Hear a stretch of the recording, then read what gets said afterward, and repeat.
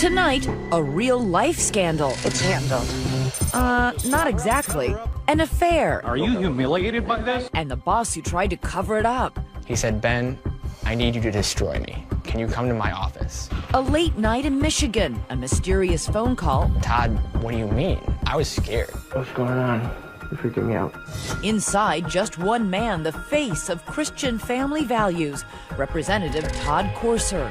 Friends, it's time for some straight talk. This statesman has a secret to bury, a steamy affair with her, a married colleague. My name is Cindy Gamrat. I'm running for state representative. His outlandish plan, laid out on a hidden recording, is to smear himself. Of course, they're caught on tape behind Lansing nightclub. Born addicted to sexual deviant, male on male, paid for sex. So when people find out that it came from you, they're gonna ask, Todd, what the hell are you thinking? Making up something so outrageous. What? No one would believe it when the truth about his love life leaked out. Are you a hypocrite? We're right there with them as they speak to 2020 about the outrageous national scandal. Sex, lies, cover-ups. Cheating on their spouses. A lead story. A bizarre attempt to hide their extramarital affair. And a laughingstock. That is the worst plan I've ever heard. And I'm including trickle-down economics, the pull-out method, and the plot of The Parent Trap. It's not about me. Tonight, blackmail. People were following you guys. It's as if they knew your every move. They did know every move. Threatening texts. Oh my God. A secret affair. Wow. All leading to disorder in the house. You have power, politics, sex. That's not how I wanted it to go. The circus needs to go. A capital offense. Good evening, I'm David Muir. And I'm Elizabeth Vargas. And if you're stuck in a snowstorm tonight, settle in for tonight's mystery with plot twists you will not believe. The number one being, why would a politician fabricate an outrageous scandal to discredit himself? A scandal to cover up his real life secret. It all began a full year ago this month, but tonight the puzzle pieces finally coming together right here. Those recordings, the threats, and now the two at the center of the affair speaking out to 2020 about why there was such an attempt to cover it up. Here's ABC's Gio Benitez with a capital offense. Lansing, Michigan, its modest skyline nestled around the noble dome of the Capitol, is normally the humdrum hub of state government. Typical Midwest town with typical Midwest politics. You solemnly swear to uphold... But that all changed last January when two ambitious newcomers come to town. Freshman Representatives Cindy Gamrat. I ran for office because I believe in freedom. And Todd Courser. We were going there on a mission. The two buttoned-down, plain-spoken Poles hail from opposite sides of the state. So you got, what, 30 acres there? There's 30, yeah. It's great for the children, obviously. It's sort of created a, Huck Finn life. Courser, a lawyer by trade, is from rural, religious Lapeer in the east. I think it's 112 churches in the county. It's a very faith-based community. And Gamrat, a homemaker and former nurse from the modestly titled town of Plainwell in the west. It's beautiful. It's a wonderful place to live. Their districts may be far apart, but their politics can't be any closer. Both staunch Tea Party Christian values conservatives, and both married parents, firm believers in faith and family. Interesting, considering what's about to happen. He seemed to share the same values and the same principles as I had. What was part of your message? Christian and family values? Yeah, send me to Lansing to be a strong voice for liberty and our conservative values. Mixed in with, again, the government overreach. I believe our federal government is out of control. She's very high energy, not scared of anybody, and just very principled. Enter two key players, Keith Allard, who signs on as Gamrat's number 2, and Ben Graham, an old friend who becomes Courser's top aide. He's a very dynamic person. He's very engaging, he's very charismatic. He definitely draws you in, and he knows that. I'm against this, thank you.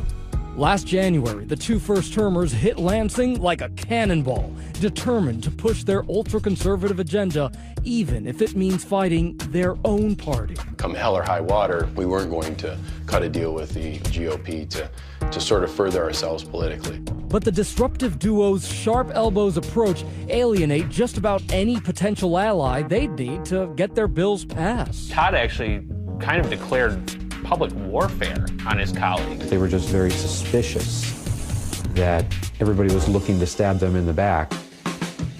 In fact, the only relationship Courser and Gamrat seem to be cultivating is their own. The two are certainly close. I also think we're missing a component. They go on here. TV together and even combine their two staffs, running operations out of the same office. Very unusual. So, I mean, as soon as they got here, people were talking. There are also frequent late-night sessions that have the two overnighting at the downtown Radisson Hotel. We actually would have lobbyists and fellow staff members ask us if they're having a relationship. But we also just couldn't believe that these two would do something like that. It's doing great. Yes, it is hard to believe. Todd Courser is married to his college sweetheart, Fawn. They have 4 kids together, pick apples in their spare time. That's a good one, buddy. And Cindy Gamrat is raising 3 kids of her own with her longtime husband, Joe, the kind of house mom you see smiling out of Facebook photos and price hunting the produce aisle. Definitely, you don't forget the Oreos. But the rumor mill keeps churning, and now somebody in this quiet capital is doing more than talking. It looks like they're stalking. Take a look at this.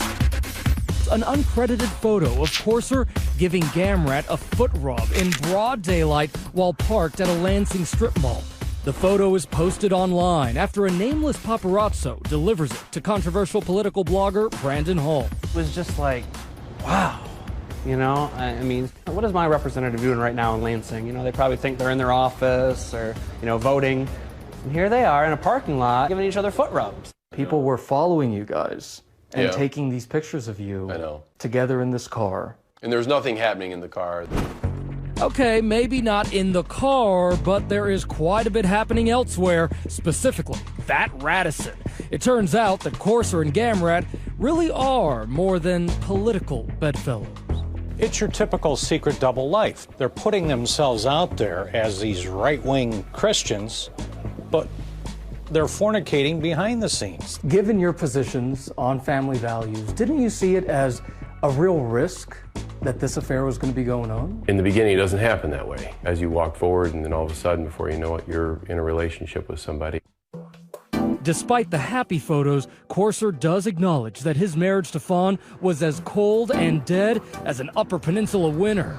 It was a burden, a tremendous burden. Was there any moment where you just thought to yourself, Todd, what the hell are you thinking? Well, I mean, there was a bitterness and a hardness of heart. And at that point, you don't even recognize yourself. Are you a hypocrite? You know, it's tough because I think there is a component of that. Well, everybody'd hear that I'm a believer in Christ. They wouldn't hear the part that I'm failed and flawed, you know, like everybody else, but it was true. And what's Representative Gamrat's position on this issue? Can you tell us what was going through your mind at the time? No, I'm just not gonna get into that. Did you violate traditional family values? Sure. Yeah, I did. I violated the covenant between a husband and a wife. The affair continues throughout the spring. So do the rumors, and so do the denials. One of our staff said to them, "You need to consider the optics of the situation." And they laughed it off. They just said it was a joke to them. But it's no laughing matter when the whiff of blackmail starts swirling around the couple. Out of the blue, both Gamrat and Courser start receiving a series of text messages threatening to expose their affair from an anonymous, disposable burner phone. Just look at some that Courser saved. Cindy sounds like she's great in the sheets. Silence in this case can be very detrimental. It could be disastrous, really. The texter says he'll let everybody off the hook on one condition only. You resign, Todd.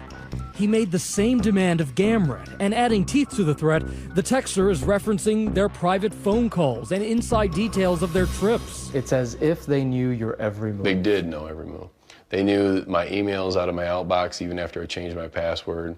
They knew text from my phone. The texter is someone close, someone with the means and the will to destroy him. It's enough to put anyone on edge. There was just a lot of stress. Obviously, this was driving you to a breaking point. I would say that you couldn't have been at a lower spot. Todd is usually very chipper and sarcastic and fun, but there would be times where he would take things out on us with a great deal of anger. It was tough.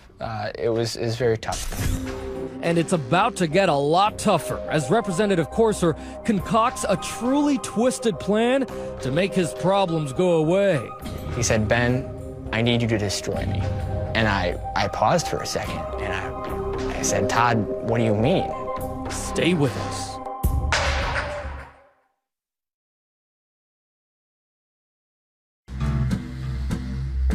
It is May in Michigan, and embattled State Representative Todd Courser is alone in his law office in the small town of Lapeer, terrified that a mystery texter is on the verge of exposing his affair with colleague Cindy Gamrat. Now he makes the fateful decision to pick up the phone and call his right-hand man, Ben Graham. In the most serious tone I've ever heard from him, he said, "I need you to destroy me. Can you come to my office?"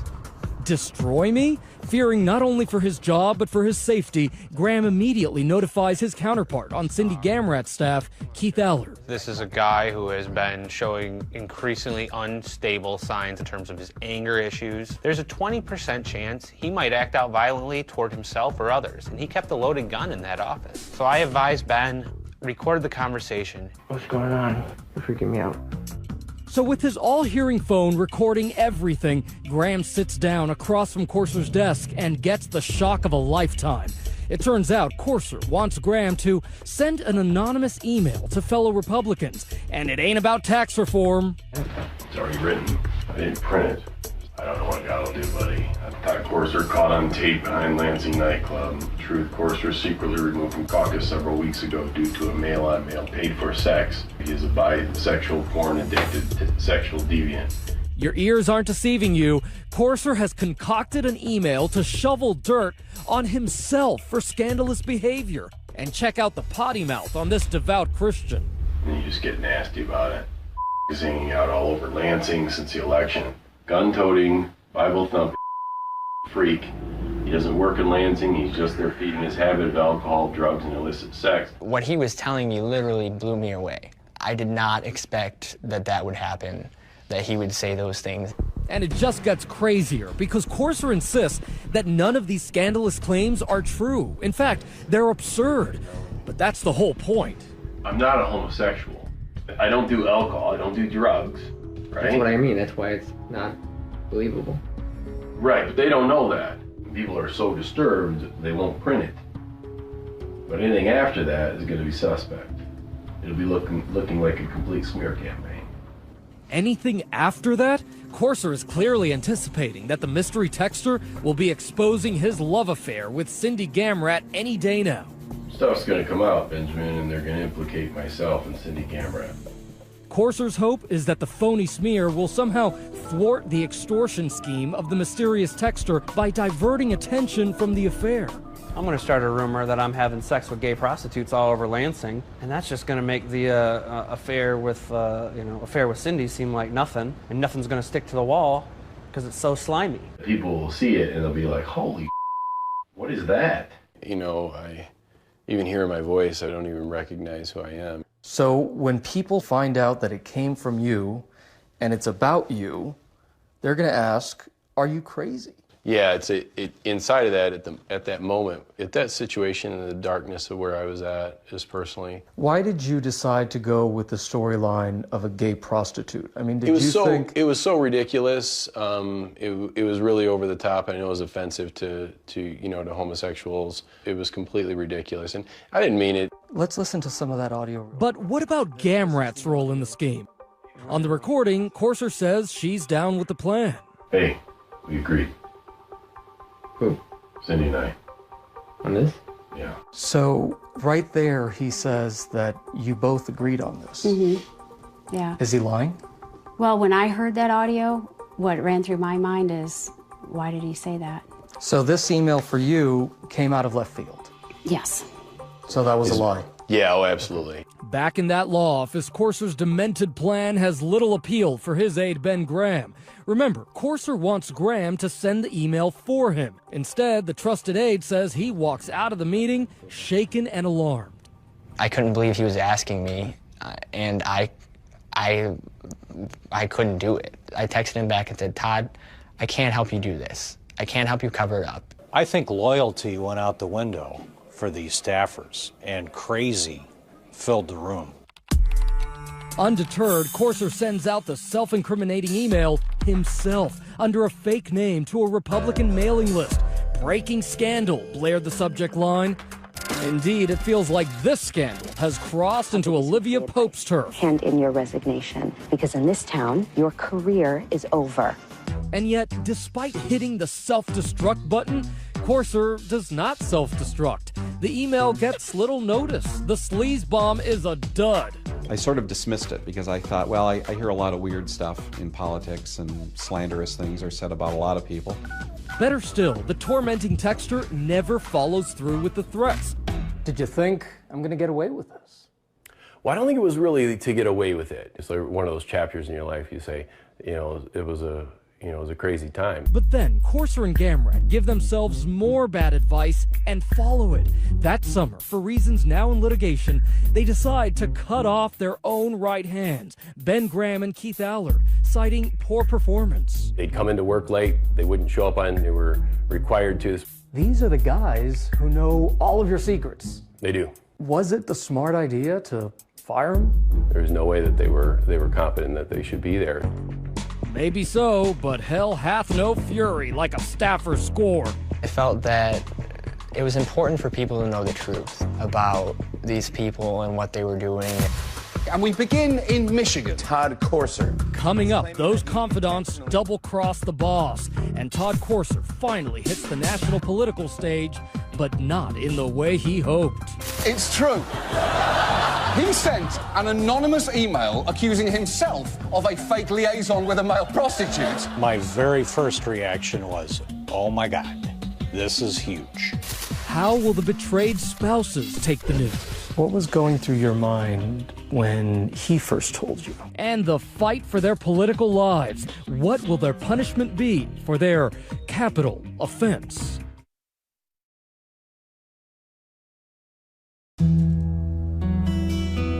It's a pleasant summer day at the Detroit News Bureau in Lansing, Michigan.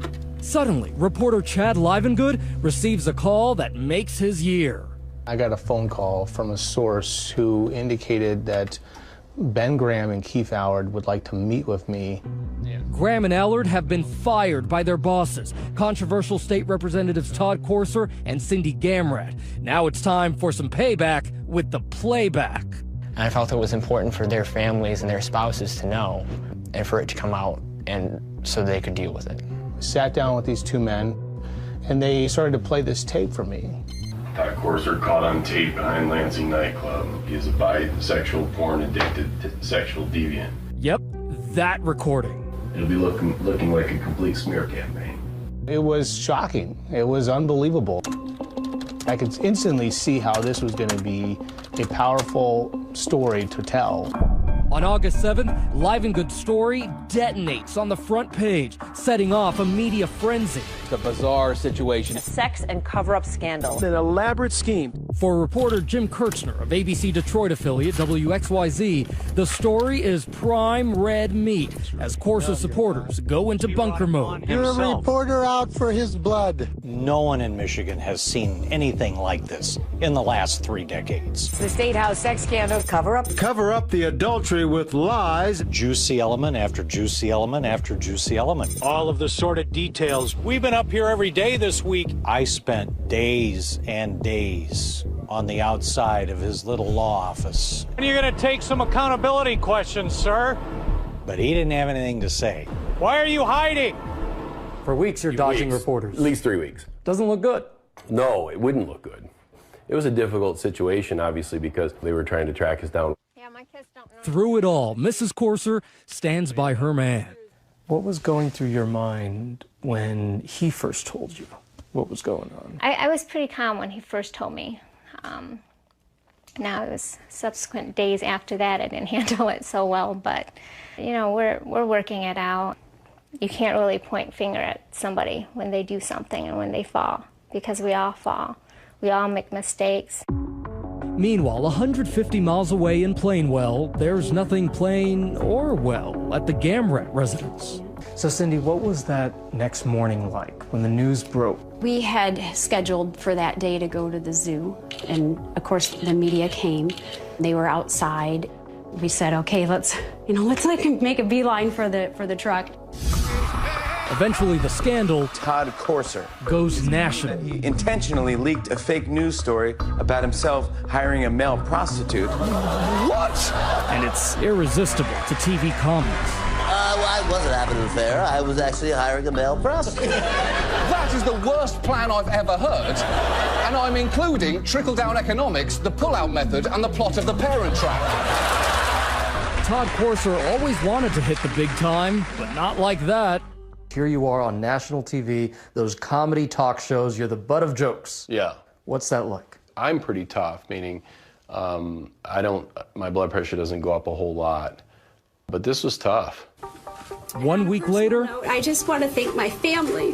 Gamrat takes her place in the pantheon of cheating politicians who issue public apologies with stoic spouses by their side. My husband is here, Joe, and I have three children. Joe Gamrat looks on, his face bereft of the family photo smile. What about your husband? Has he since forgiven you? He says he has, and I believe he has. I'm not here to resign today. I'm just here to say I'm sorry. How many people here feel that Cindy Gamrat should resign at this point in time? But sometimes sorry doesn't cut it. They need to resign immediately. Tad, you need to give it up. You need to come out now and say it's over. Just step down. With all the Christian values that are here, it must have rocked this community. It did. I mean, it really rocked our small town. Did they start saying you're not a real Christian?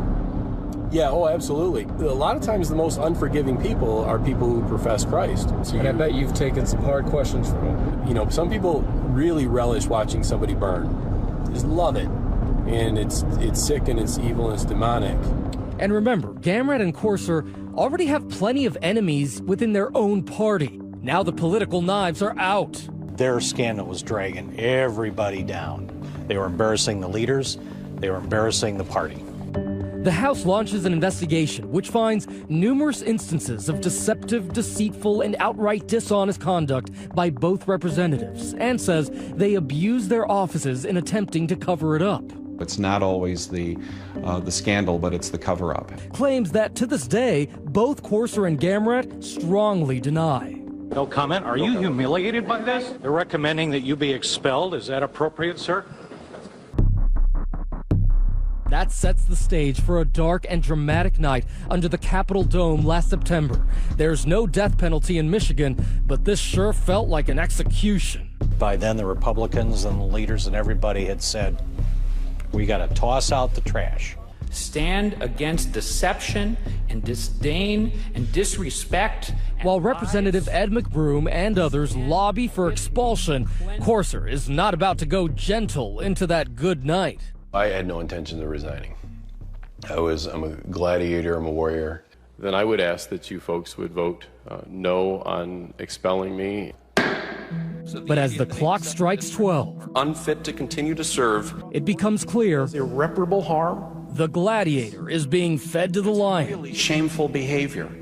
Very dramatic. I think it was about 2 o'clock in the morning. We could see that he was on the House floor, lobbying colleagues, pleading to stay. They were not letting us leave until they got an expulsion out of me. Today is the day to end this. The circus needs to go. You know, I just felt like it was done, and I walked up and just said, hey, I'm going to resign. Escorted by red-coated security guards, Courser makes his exit. Were you devastated? No. You know those lead blankets that they put on you at the dentist? There was like 20 of those came off me as I walked out the door. I got in my truck and drove away, and I think I got about 5 miles, and I just pulled into a parking lot, and I just turned the truck off, and I didn't move for 12 hours. You've let down so many people. And God, if I could go back and undo it, Lord knows I would. Back in the House chamber, it's 4 in the morning, and it's Cindy's turn to ascend the scaffold. She says she, too, thought about simply throwing in the towel. The other representative had resigned, and I panicked a little bit. But in that sea of hostility, Cindy finds a rock of support, her 18-year-old son, Joey. In my mind, resigning is kind of giving up the fight before you even get to actually fight. He said, stay and fight. He said, okay, Mom, take a deep breath and hold your head high. You're gonna walk in, you're gonna act like you own the place. You know, I can't go back. I can't go back and change the past. The only thing I could do was try to go forward and do it better. And I still believe that my actions warrant censure, but not expulsion. Gamrat pleads her case a final time, but the House has heard enough. There are 91 aye votes and 12 nay votes. They vote 91 to 12 to expel her. She's escorted out with her head held high, making Michigan history as the first woman to be expelled from that chamber. I mean, this is everything you had worked for. I know. And here it is in one night, gone. This isn't how I pictured it. Even regardless of all this pressure. Sorry.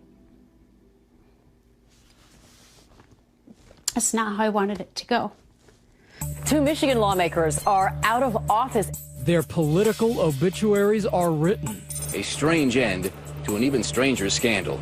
It was the ultimate final curtain for both of them. But sometimes final curtains aren't so final.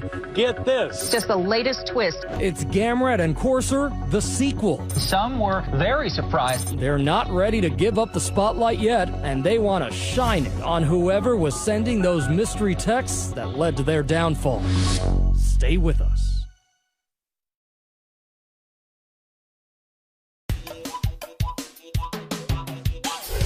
They're sorry, they're ashamed, but Todd Courser and Cindy Gamrat are not about to let trifles like their tabloid sex scandal and expulsion from office dash their ambitions. Former Representative Todd Courser announcing he will run for re-election after giving up his seat just a week ago. Cindy Gamrat is formally announcing that she will run for her old seat. Yep, brazen as it may seem, Todd and Cindy have ended their affair, but now they want to continue their political careers. They were almost in denial. They didn't look at themselves the way everybody else in Michigan was looking at them. Why are you running again? One of the things that concerned me the most was that my voters didn't have a voice in the matter at all. Plenty of other candidates are vying for the seats too, but Gamrat and Courser have something the competition lacks. I have the highest name ID, I think, of anybody that's ever run for State House. I think what has happened is sort of elevated me to mythical status. But a lot of people will say, come on, name recognition, that's the reason you wouldn't be voted for. If you have time that passes, certainly have the best name recognition of anybody. But is it for the right reason? Well, it's negative now. But I said that people should have their opportunity to make their choice. But back in Lansing, their former colleagues aren't exactly eager to welcome them back. It was a continuation of the bizarre behavior. I think it showed contempt for the system. It showed their contempt for the voters. It'll be my name on the ballot. It's not about me, it's about the people. Courser and Gamrat say they are still the most conservative candidates running. Really now the voters will have an opportunity to be able to make their own decisions. This is no normal election. And now they just want to make laws, not love. Election day in West Michigan with several big seats. November 3rd, Election Day, Judgment Day, and 2020 is there. Lord, your ways are the right ways. A prayer is very much in order. No matter the outcome in all of this and what we do, it's in your hands. What's going through your mind today? Obviously, it's a huge day, and you get all the emotions of all of this happening. Courser spends the day chatting up reporters and voters, while Gamrat makes some last-minute calls to constituents. Hi, this is Cindy Gamrat. I was just calling to encourage you and remind you to get out and vote today. They're at the polls. They're almost done. Courser stays loose, toying with his dog Coco. Well, let's go. You want the pizza or the ball? She hasn't decided that yet. But as the results trickle in... Well, despite being two of the most talked about state legislators in recent memory, Todd Courser and Cindy Gamrat will not be going back to Lansing. It's clear that the electorate's love affair with the two Tea Partiers is kaput. Cindy gets just 9% of the vote. And what was going through your mind as you're getting the results, sir? I was disappointed. It's been a hard road, and we worked really hard. We've given it our best. I'm exhausted. As for Courser, he gets a backwoods whooping, garnering less than 4%. Gary Howell actually won. There's mine, $299, and he ended up with $2,263. The bad news, he lost an election. The good news, his wife Fawn is still there, faithfully, with open arms. That's okay. It's politics. It'll take me a little while to kind of obviously heal from it and take some steps forward.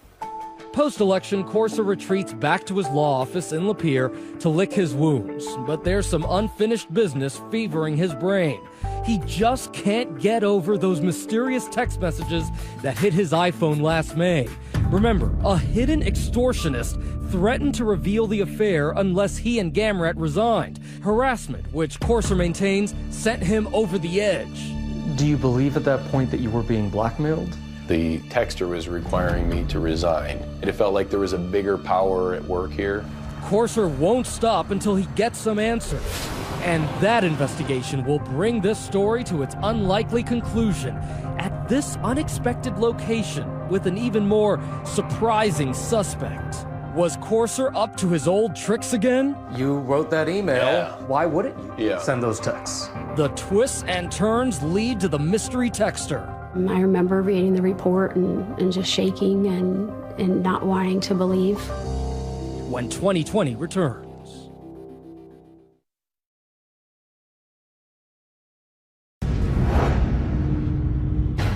For months, it's been one of the biggest mysteries in Michigan politics. Who was the shadowy figure who sent those blackmail texts to Todd Corser and Cindy Gamrat, threatening to expose their affair unless they resigned? The guy who helped put the whole tragic farce in motion. There was this guessing game. Who was the sender of those texts? That became sort of the hottest guessing game in town. Remember, the mystery texter somehow knew private details of Todd and Cindy's phone calls, emails, and even their schedule. Not many people had the inside information of what was really going on, leading Corser to believe that the texter was someone close. You know, someone like a trusted aide, someone like Ben Graham or Keith Allard, possibly spilling secrets to his political enemies. I would say that somehow the texters are connected to the staff in some way to be able to get the information they had. I can 100% assure you right now that it was not us. For him to say that we were involved in blackmailing him is laughable because the texter asked him to resign. If he resigns, I lose my job. The texter had warned Corser that his phone was a burner, a disposable phone, so don't bother trying to trace it. Then a breakthrough when a private investigator hired by Cindy's attorney is able to trace the name on the phone's account. Get ready for this. It was a certain C. Livengood, the name of the Detroit news reporter who broke the story, Chad Livengood. My initial reaction was, that's not surprising that somehow they're going to try to pin this on me, but that's not going to work because I had nothing to do with it. And check out that spelling. Most print reporters know how to write their own name. Mine's with an E-N, and this said I-N-G-O-O-D. Then another startling twist. The blog MLive.com hires its own PI to look into the burner phone. And this time, a different name is uncovered. None other than Todd Corser. Corser had a crazy scheme in mind. A lot of people were wondering, are these texts real or are these texts part of Corser playing the victim again? You wrote that email. Why wouldn't you send those texts? Obviously, my credibility is already shot. Corser is so determined to clear his name and catch the real culprits, he walks into the state police headquarters in Lansing, demanding the cops launch a criminal investigation. Well, I was hoping that they would take it seriously and look through it. I mean, they didn't. The officer there, said, we know you did it. You just need to confess, and you shouldn't make false police reports. Eventually, the police do launch an investigation and are able to track GPS locations from the burner phone to the town of Port Huron, Michigan, specifically to here, the Domtar paper plant. Investigators make a shocking discovery. There's a traveling chemical salesman working at that plant, a person very close to Gamrat's family. Believe it or not, her own husband, Joe. I was devastated to see the police report. I remember reading the report and just shaking and not wanting to believe what I was reading. According to the report, an accomplice at the plant bought the phone with money provided by Joe Gamrat, and Gamrat would tell him what to text. Apparently, they were also assigning those misleading names to the account to throw off the scent. Gamrat has denied the allegations, and although he was named as a suspect, the prosecutor declined to press charges. Did you feel vindicated? Oh, sure. You felt like, see, I told you so, I wasn't the texter. Right, yeah, I mean, obviously I was telling the truth. The records also show that Gamrat exchanged dozens of texts and calls with Graham and Allard. The aides say that was nothing unusual. Joe Gamrat would call at all times inquiring about Cindy's whereabouts. What was unusual was what Gamrat did with that information. For instance, last February, Joe Gamrat followed his wife to the now infamous Radisson Hotel in downtown Lansing and called Allard to tell him what he discovered. And in that phone call, he says Cindy's husband Joe actually saw Cindy leaving one of these hotel rooms, Todd Courser's hotel room, early in the morning. He went back to his car. He called her. She picked up and said, well, why are you calling me? I've been sleeping for hours. And he said, oh, really? She said, yeah, I've been asleep. Like, why are you waking me up? This was just the tip of the iceberg. The police report revealed that even as Joe Gamrat was standing beside his wife in public, in private, he'd become obsessed with tracking her, spying on Cindy for months, and planting surveillance devices in her bag and car. Remember those photos of Courser giving Cindy a foot rub in a Lansing parking lot? Well, police found foot rub shots of the two on Joe Gamrat's iPhone. The level of the spying he was doing on his own wife was intense and amazing. I did not expect that. When that is happening to you, it's really traumatizing, and there's a fear component, and a feeling of not feeling safe or secure. And what does Joe Gamrat have to say about all of this? So we've tried reaching Joe Gamrat. We've texted him, we've called him, no response yet. So now we're going to go to his house, see him in person, to see if he has anything to say about this.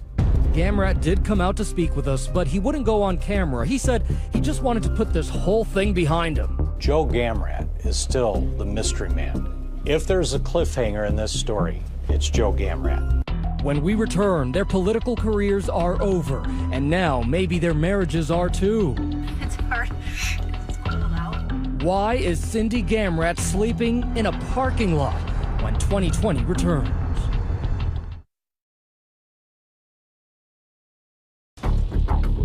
It is a bracing January evening, just last Friday, as Cindy Gamrat drives her SUV to a Plainwell, Michigan parking lot.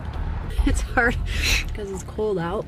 This, she says, is where she spends her nights when her husband Joe comes home from his business trips on short notice. I'll tell you, when it's really cold, you wake up and then you start the car and, let it warm up, and I have a sleeping bag and blankets and that, so it stays warmer.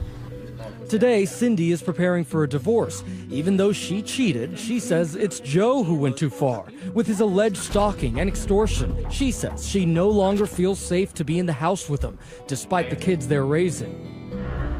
As for her future, well, she's starting an advocacy website to help others who have been put under surveillance by their spouses. I just hope something good can come out of all this, because it's all been bad, and it's all been so bad. But while the Gamrat's marriage is over, Courser's is actually moving forward. He says the scandal made him and Fawn take a hard look at why their marriage was so troubled. They have now entered counseling in order to form a more perfect union. We want to heal our marriage, and we want to stick together, and that's what I want to ask you about. You forgive him.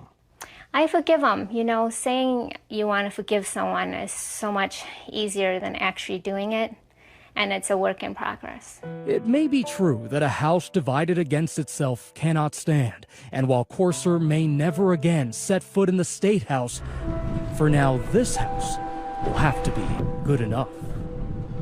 If I, take my sweater off, I still have a cannonball hole through me, so, it was a chapter in my life, and so I think you just keep taking steps forward in life and looking forward to what God has in the future, and each day is a new adventure. So Todd Courser and his wife Fawn trying to make it work, but the question tonight, would you do the same? after a public scandal like that. Right. Let us know on Facebook and Twitter. Use the hashtag ABC2020. I'm Elizabeth Vargas. And I'm David Muir. From all of us here at 2020 and ABC News, stay warm if you're in the middle of the storm this weekend, and elsewhere, have a great weekend. We'll see you next Friday night.